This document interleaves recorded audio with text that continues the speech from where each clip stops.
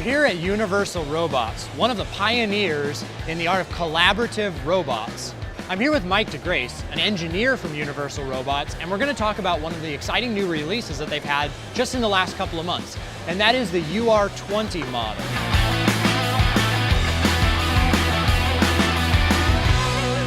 So Mike, to start with, can you give us a little bit of a background in collaborative robots? What is this term collaborative, and why is that such an advantage to certain customers in certain industries, particularly focusing on packaging here at Pack Expo? Absolutely. Yeah, so collaborative robots is a big term. They're designed to be safely operated in most cases around people, and they're designed for ease of use. And those are the two really big things that separate the collaborative robot. What are some of the things that set this robot apart from the rest of the lineup? Two really large things: high reach, high payload.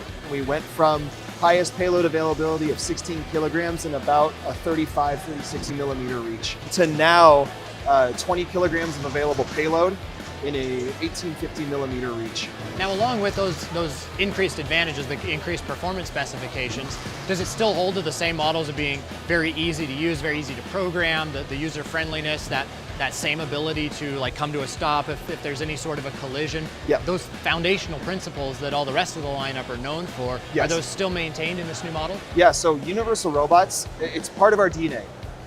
Ease of use, safety, accessibility, all those things are baked into our thought process at Universal Robots. And so you'll find the same ease of use in the UR20, the same style teaching environment that people have come to expect with Universal Robots. Safety is the same.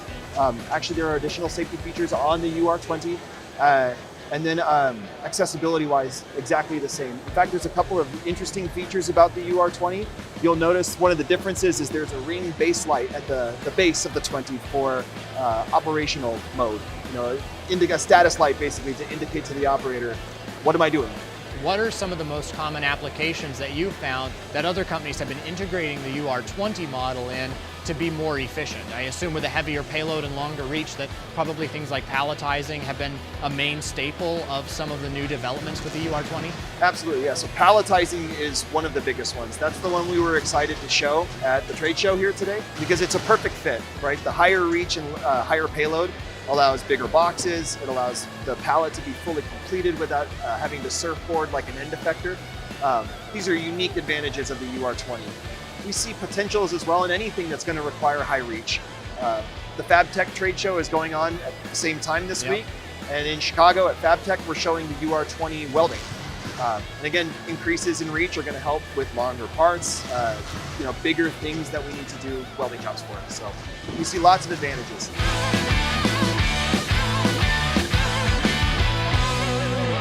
Now, I guess taking this a step back just a little bit, talking about collaborative robots and really the control system of the collaborative robots a little more generically, Yep. What sort of capabilities does the UR20 have in terms of connecting to peripheral equipment and connecting to other control equipment related nearby? A variety of ways to hook up to external devices.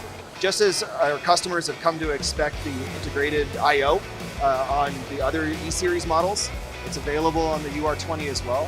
There's various bus protocols that can connect to various devices as well. So things like Ethernet IP, ProfiSafe, Profinet, that kind of thing. And then obviously the tool I/O. So you can have a tool that's controlled right from the tool flange.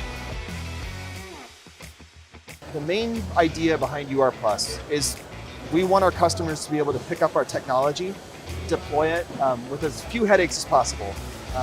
But we also realize that an arm without a tool is not going to solve a customer's problem. The arm needs to have tools that are also that same degree of accessibility, same ease of use that they've come to expect with Universal Robots. And that's really what was the genesis of the UR Plus program. And so the whole idea is how much can we pre-integrate on the software side, on the hardware side, with our third-party partners so that you get a pre-integrated system, component, application kit when deploying that product. So what we're showing off in the booth here, every one of these products is UR Plus. And it's all the way from the very simple component style gripper to the turnkey, so to speak, palletizing product. All have varying degrees of integration, but that there is that pre-integrated piece, that's what makes them UR Plus.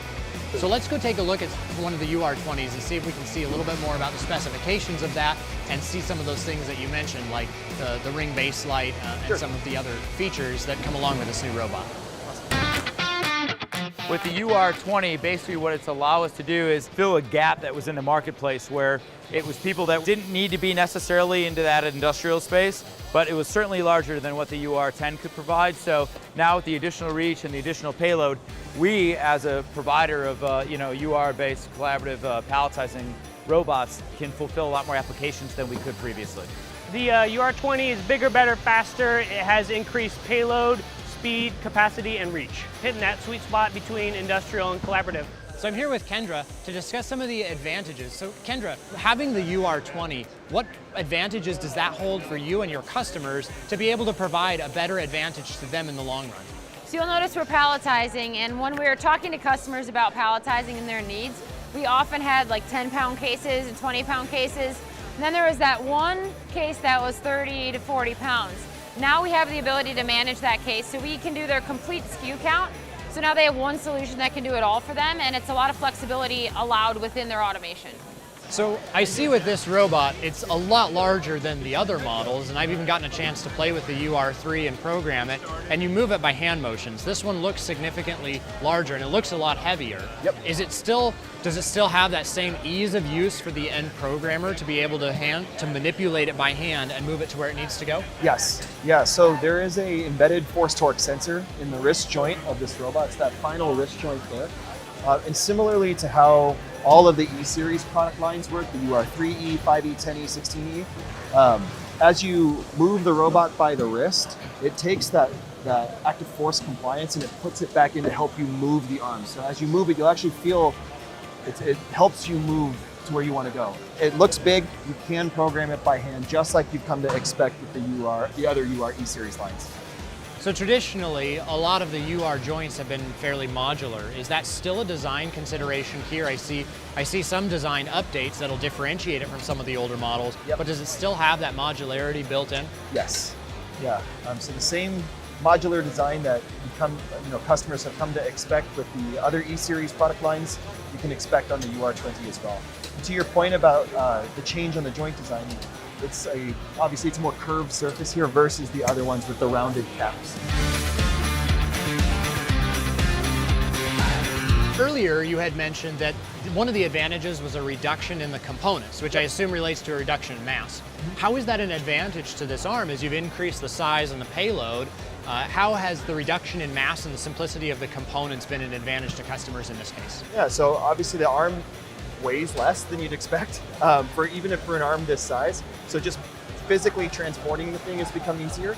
But as you talk about reduction in mass or reduction in weight, it translates into what kinds of inertias can you move, how fast are you moving, that kind of thing. And so it's an interesting, unique new feature of the Universal Robot 20. Well, thank you very much, Mike. This is a great example of UR always coming up and innovating with the latest abilities to give their users both the best speed possible that they can to get the job done, but also some of the best capabilities and the best safety features that will allow that job to get done with as much accuracy and safety as possible. So we thank you very much for your time. We're really excited to learn about the new UR20 and see all the new applications for it, and we can't wait to see more in the future. So thank you very much. I really appreciate it. Yeah, of course. Thank you.